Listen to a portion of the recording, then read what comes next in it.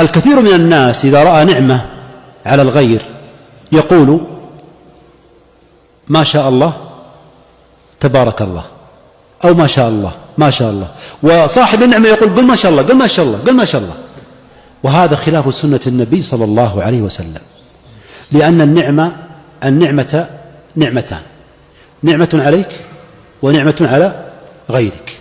فإذا كانت النعمة عليك فقل ما شاء الله، عليك في نفسك، في بيتك، في سيارتك، كما قال الله تعالى ولولا إذ دخلت جنتك قلت ما شاء الله.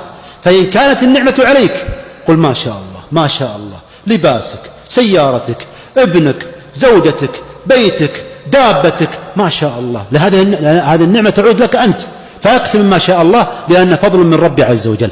وإذا كانت النعمة على غيرك قل اللهم بارك لك، اللهم بارك له، بارك الله لك، ولا تقل ما شاء الله. وعلى ذلك نص ابن القيم رحمه الله تعالى والشيخ عبد الله بن عبد الرحمن أبابطين رحمه الله تعالى وجماعة من أهل العلم. لماذا؟ يقول لأنك إذا قلت ما شاء الله يقول لك صاحب النعمة وأنا إيش استفدت؟ أين الفائدة؟